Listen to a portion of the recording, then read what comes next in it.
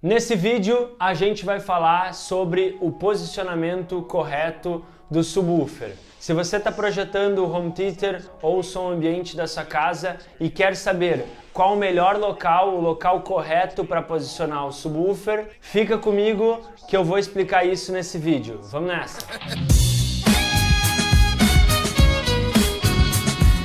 Fala galera, beleza? Aqui é o Francisco da Audio Prime. Hoje com a camiseta nova, num estúdio diferente, eu trouxe nesse vídeo uma dúvida que é qual local para posicionar corretamente um subwoofer. Eu vou começar contando para vocês uma história num evento que eu fui, talvez acho que isso foi lá em 2007, 2008, que era uma grande importadora aqui do Brasil, trouxe alguns gringos de fora, entre eles trouxeram um gringo, acho que era da Califórnia, da empresa chamada Polk Audio, que é uma marca famosa dos Estados Unidos de caixa de som e tudo mais. E esse cara deu uma palestra para nós, onde eu lembro que ele abordou o posicionamento correto do subwoofer. E uma coisa particularmente não saiu da minha cabeça desde então. Isso fazem, mais de 10 anos. Eu lembro que tem uma determinada hora falando sobre o posicionamento correto do subwoofer e várias teorias e refração sonora e estilos diferentes de composição de subwoofer. Eu lembro que ele falou assim, vou dar agora uma dica para vocês não errarem no posicionamento do subwoofer. Vocês se abaixem e saiam engatinhando pela sala com o subwoofer na mão. Naquele local que vocês sentirem que o som foi o melhor para os seus ouvidos, esse é o local ideal para o subwoofer. E eu achei isso muito curioso, mas isso também reflete o quanto o poder da onda do subwoofer, da baixa frequência, ela pode refletir no ambiente. É claro que nem sempre a gente tem essa condição numa sala própria para home theater. Eu mesmo projetando já há mais de 12 anos salas de home theater e salas de cinema, nem sempre eu posso eu mesmo escolher o local ideal. Então durante esses anos eu percebi que alguns lugares que a gente coloca o subwoofer eles são os locais coringas, eles são os locais que sempre dão certo. E é sobre isso, essa é a dica, esse é o motivo desse vídeo de hoje. Então vamos lá. Primeiro local que sempre funciona é o local que eu dou preferência. Ele é logo embaixo da TV.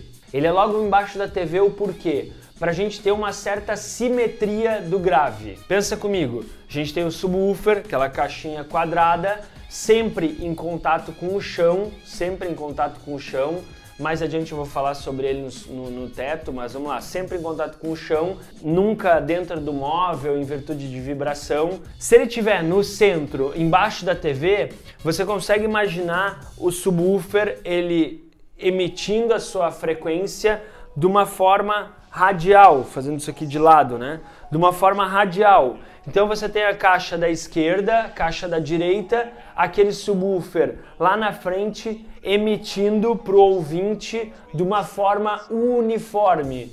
Então mesmo que você tenha caixa de som no teto, caixa de som bookshelf, que são caixas com menos grave, você vai ter uma resposta mais uniforme daquele grave que chega até você. Você não vai precisar ficar se preocupando em curvatura da sala, se tem uma parede ou se não tem. Então esse é o local que eu mais gosto de prescrever o ponto correto para o subwoofer. Nem sempre dentro da arquitetura, dentro do desenho do móvel, a gente consegue esse posicionamento. Às vezes a gente é obrigado a colocar o subwoofer do lado esquerdo ou do lado direito. Para colocar o subwoofer do lado esquerdo ou do lado direito, eu observo sempre o tipo da caixa de som, porque se é uma caixa de som que está no teto, eu consigo colocar aquele subwoofer do lado esquerdo ou do lado direito e não tenho tanta interferência no som. Se é uma caixa de som bookshelf, muitas vezes se eu colocar o subwoofer do lado esquerdo, entende que a caixa de som bookshelf, como ela já está numa altura ali de 60, 70 centímetros e o subwoofer às vezes já está logo embaixo, entende que aquele som do lado esquerdo, por exemplo, vai vir mais grosso, com mais grave do que o do lado direito. Então eu tenho que pegar no equalizador do receiver, eu preciso tentar dar uma amenizada nessa frequência sonora. Beleza? Isso faz sentido aí para vocês? Tanto o subwoofer na esquerda ou na direita, eu reparo outras duas coisas. Primeiro, eu tento ver se não tem nenhuma cristaleira próximo, porque o grave em excesso ele vai fazer vibrar e vai gerar ruído. E eu tento perceber também se não tá naquela divisória, às vezes, de sala e varanda, onde você tem alguma certa... Às vezes tem aquelas portas de vidro, que também é passível de vibração se o subwoofer estiver do lado. Então, de uma maneira muito prática, para um sistema regular dentro de casa, primeiramente eu tento colocar embaixo da televisão. Se eu não consigo colocar embaixo da televisão no som para ter o subwoofer de forma mais uniforme, eu vejo do lado esquerdo e do lado direito. Do lado esquerdo ou do lado direito, eu dou preferência para locais que não tenham cristaleiras, não tenham muito móvel e não tenha nenhuma porta em virtude da vibração.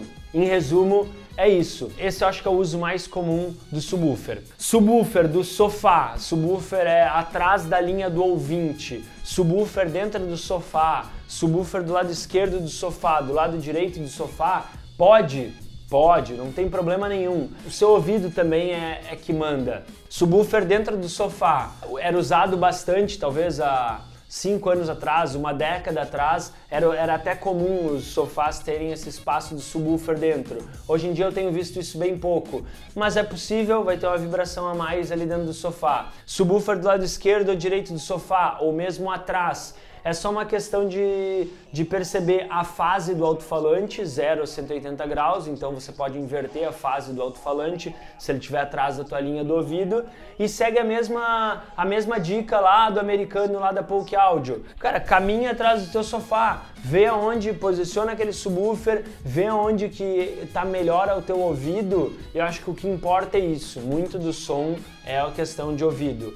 Às vezes o que é bom para ti não é bom para mim e vice-versa. Beleza? Ah, última coisa, subwoofer no teto. Eu particularmente não gosto. Eu já tive sonorização residencial bem grande, onde eu tive muitos problemas com subwoofer no teto. Isso deve fazer também, eu acho que uns 5, 7 anos. Eu lembro que o problema maior que eu tive foi o forro foi feito de gesso, aquele normal. O gesso rachou todo. Com muita compreensão do proprietário, na época a gente trocou todo o forro da casa dele por aquele forro tipo drywall, onde a gente conseguiu fazer uma distribuição melhor de som. Eu consegui fazer alguns apoiadores em cima do teto para aquele subwoofer não passar tanto a vibração para o teto. Eu ancorei o subwoofer na laje justamente para ele vibrar, aquela vibração ela não passar para o drywall e efetivamente chegar em quem está ali embaixo do alto-falante. Então, como eu tive muita dificuldade em ter um resultado aceitável, hoje eu não indico. Se você já teve algum contato lá com a Audio Prime, até acredito que a gente deve ter lá na subwoofer de embutir, mas eu uso, cara, em última escala eu uso, realmente eu não tenho como colocar um subwoofer aparente, aí eu cogito, mas eu nunca consigo fazer um subwoofer de embutir chegar no volume, na altura, no grave que um subwoofer de sobrepor atinge. Beleza? Acho que é isso. A minha dica sobre o subwoofer é essa. Se você teve já algum problema em posicionar o subwoofer, escreve para mim aqui embaixo. No mais, você já sabe onde me encontrar, no audioprime.com.br. O nosso WhatsApp está sempre online. Escreve aqui embaixo a sua dúvida, eu estou sempre aqui para responder. E eu acho que o vídeo de hoje é esse. Um abraço, até a próxima. Tchau, tchau.